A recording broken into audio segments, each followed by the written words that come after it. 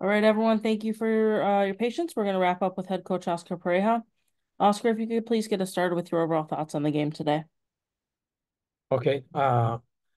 Very rare game on the fact that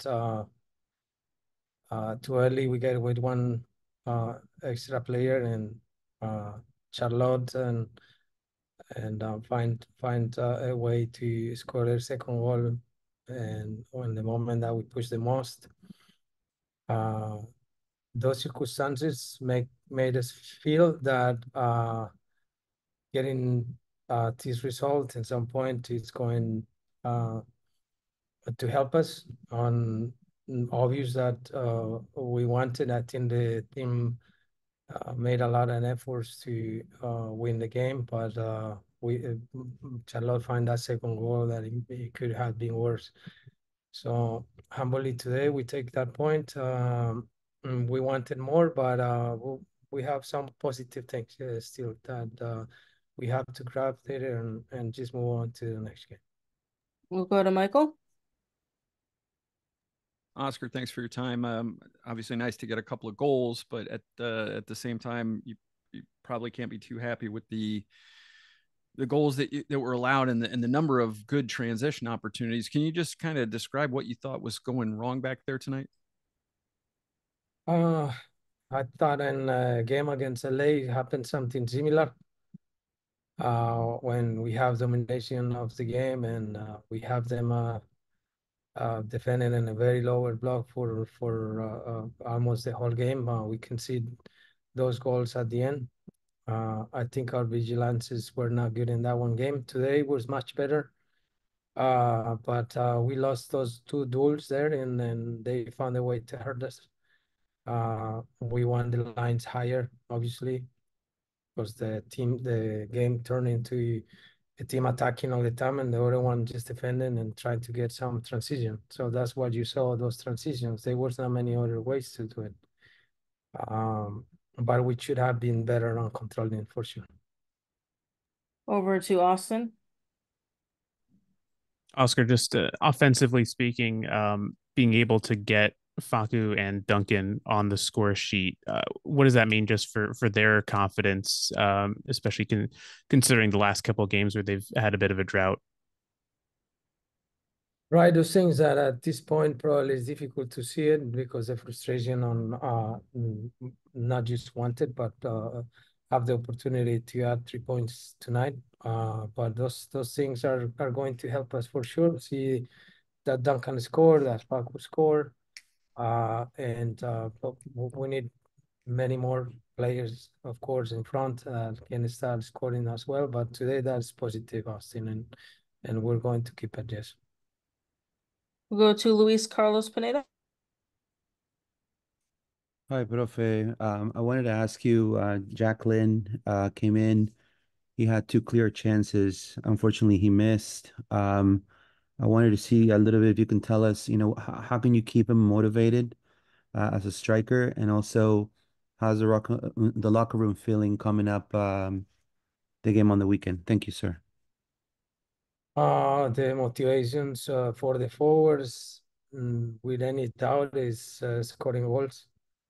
That's what they feed themselves on this game. Forwards live from goals, especially number 9. But also just have this young man just adding minutes and proving that he is a good striker. He creates those chances. I was very sure that he was going to imbalance the game and win it for us. He has that instinct, and he keep accumulating some minutes, and hopefully he can increase that confidence to score goals.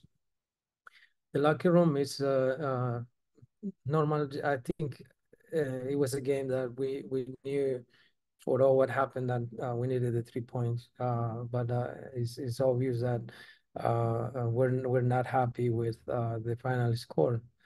But what we address with them is the fact that since the first minute, when they have 11 players, they were dominating the game also. And we have things to get better at because we have been very fragile defensively, and offensively, we could have done much better too. Over to Mike Romajo.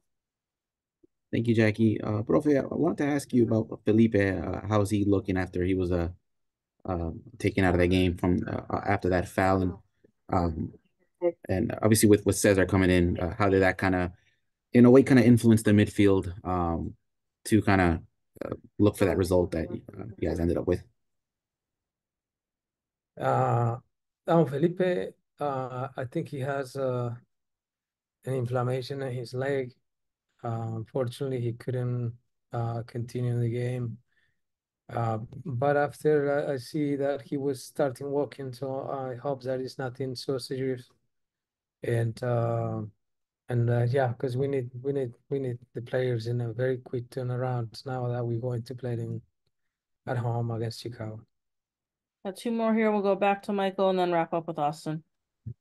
Oscar, obviously a ton of crosses as we've seen throughout the season, especially from the left tonight. Is there a way that you can maybe help the team get more volume in the middle of the pitch, in the middle of the box? Like, is it ball movement? Is it player movement? Is it everything? We're getting a lot of volume on crossing, that's correct. I think the occupation in the box can be reinforced for more players. I don't know, Michael, if you think in the last game and this one that we could put more players in the box. Is we have enough players to score. Now we can keep sending them and probably add more. But I think at the end it's about the quality as well, that we're trying to get better, the quality of the cross, trying to find the people, not just crossing. And the runs at the box, yes, probably the right winger or the Dagur or Ivan, whoever is playing is in that right position, can come in the box as well. But we have to keep the balance too. We're just sending players in this game because we have one more. And LA was incredible, the volume that we have and the people in the box too. But we didn't connect. We're trying to do it by training, trying to connect, trying to make better decisions, trying to take a shot when we need it.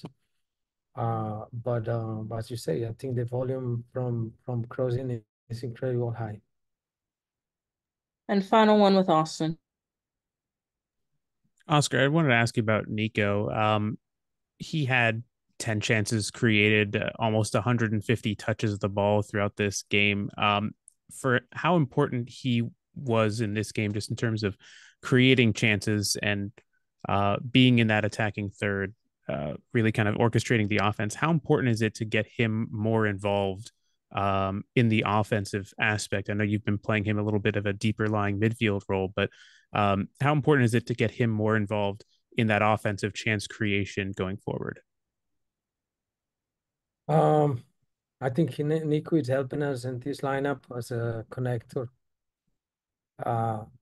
Without Wilder in the pitch, we have dropped Cesar, and Nico has dropped as well, probably 10 meters, and trying to link us from there. And so we can have two forwards and be more aggressive with Duncan and Luis. Asking Nico to link and create options. I think his primary job there in that position, knowing that we normally have a pivot or a defensive midfielder that have more defensive functions than what Nico is doing.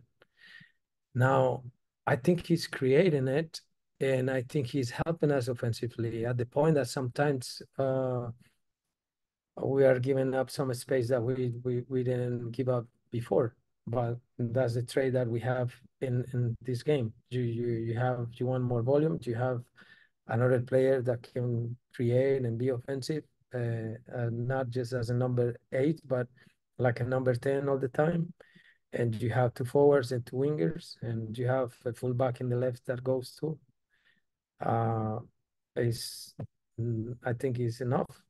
Now, what I think that we have to be so serious to think of is that our quality in every action has to be better, so we can finish those actions and be more lethal, be consistency on not just creating those chances, but just finalizing them. And I think that's our job. And the players know that, and they're working hard. We try to help them, but as I say at the beginning, today we scored 2 goals, and believe it or not, against 10 guys, 10 players, we scored 2 goals, and we bounced back from this moment that is very difficult. All right, Oscar, as always, appreciate your time. Thank you to everyone for joining us. We'll speak to you soon. All right, thank you, Josh.